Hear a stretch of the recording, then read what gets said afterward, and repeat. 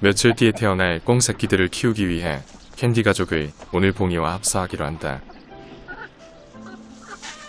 갓 태어난 어린 꽁 새끼들을 키우기엔 캔디가 머무르고 있는 닭장만큼 안전하고 아늑한 곳이 없기 때문이다.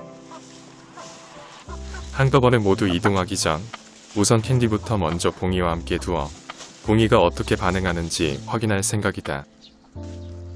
캔디는 아무렇지 않은 듯 들어가자마자 채소를 먹고 있고 봉이는 다른 암탉의 모습에 살짝 긴장한 것 같다.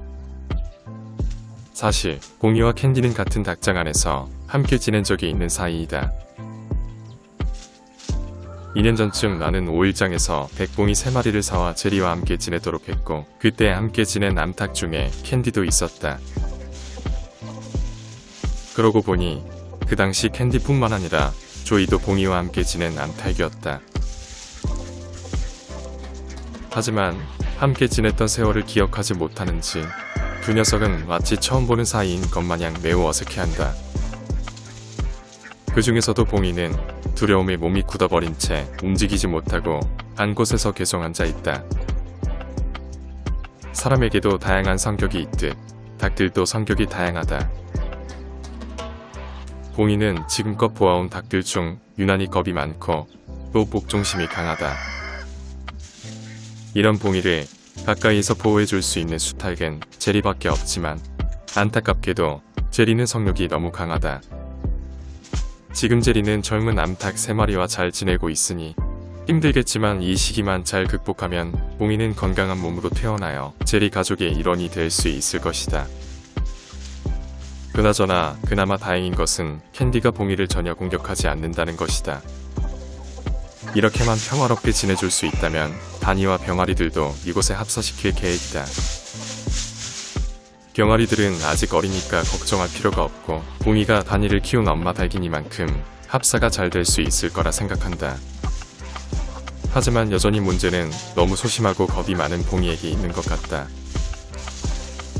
캔디는 아무런 행동을 하지 않고 가만히 있는데 반해 봉이 혼자서 두려워하며 이리저리 도망다니고 있다.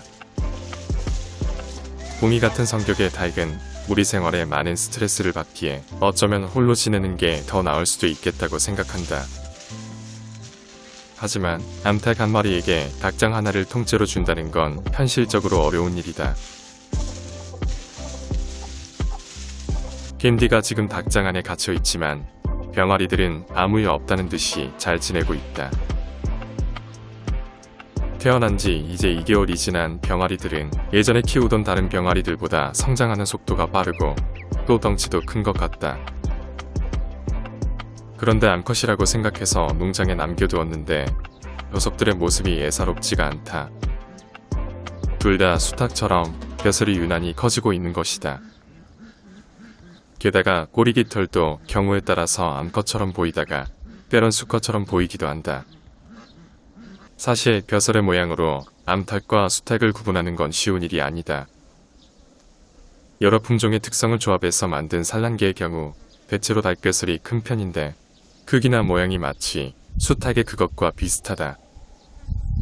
그래서 암탉과 수탉을 구분하는 외형적인 기준은 아무래도 벼슬보다 꼬리 깃털의 모양이 좀 더 정확하다. 그런데 녀석들의 꼬리 깃털은 아래로 향했을 땐 암탉의 모양을 하고 있다가 위로 향하면 수탉의 모양을 하고 있다. 닭들을 키우기 시작한 지 3년이 다 되어가지만 아직도 암탉과 수탉조차 구분하지 못하는 내 자신이 한심하다. 만약 좀 더 시간이 지나도 여전히 암탉이라면 상관없겠지만 수탉이라고 판단되면 녀석들을 키우지 않고 원래 주인에게 보낼 생각이다. 지금 농장에는 암탉들의 수에 비해 수탉들이 많은 편이고 흥부와 골드 문제도 해결되지 않은 상황에서 더 이상의 수탉을 키우는 건 무리라고 생각한다. 그날 오후 우물에 다시 가봤는데 이번에는 메기 한 마리가 잡혔다. 올챙이나 미꾸라지가 좀 더 잡히길 바랬는데 쓸모없는 메기가 잡힌 것이다. 어찌할까 고민하다가 그냥 살 수 있도록 우물에 다시 보내기로 한다. 포도가 일주일 만에 농장으로 돌아왔다. 너무 오랫동안 보이지 않다가 갑자기 나타난 포도의 모습을 보자 답답했던 가슴이 뻥 뚫리는 기분이다.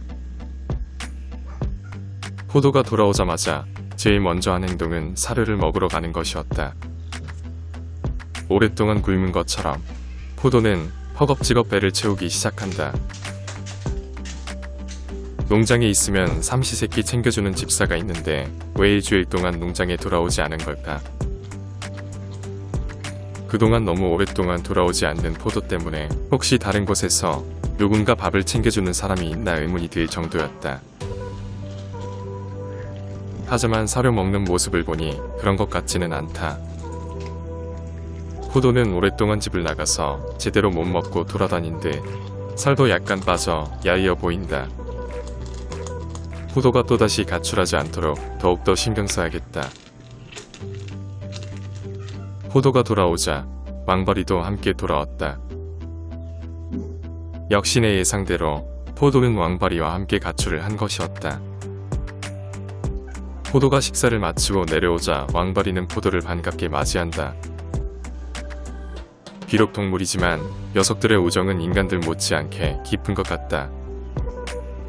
하지만 때로는 앵두가 녀석들과 친하게 지내지 않는 것이 다행이라는 생각이 들기도 한다. 가장 친하게 지내는 앵두마저 며칠씩 집을 비운다면 엄청난 스트레스를 받을 것 같다. 다음날 다니와 병아리들을 봉이와 캔디가 있는 닭장에서 함께 지내게 했다. 캔디와 별 문제 없이 잘 지내는 봉이를 보니 이제 다니와만 잘 지내면 될 거라는 생각이 들었다. 하지만 내 기대와는 달리 봉이는 다니를 보자마자 긴장하기 시작했고 결국 팔레트 위에 올라가 내려오지 않고 있다.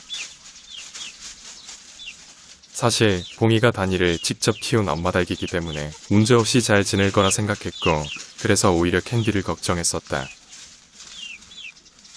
지난번에 있었던 닭장에서 봉이가 검정색 암탉과 잘 지낸 것이 그런 이유라고 생각했기 때문이다. 하지만 머리가 좋은 거위들은 자신을 키워준 엄마를 정확히 기억하고 따르는데 반해 닭들은 확실히 머리가 좋지 못한 것 같다. 하기야 놀부와 흥부 모두 다 봉이의 자식이지만 봉이를 괴롭히는 걸 보면 닭대가리라는 소리를 들어도 싸다. 그나저나 봉이가 이곳에서 잘 적응해야 할 텐데 걱정이다. 녀석이 또다시 적응을 못하고 힘들어하더라도 더 이상 갈 곳이 없기 때문이다.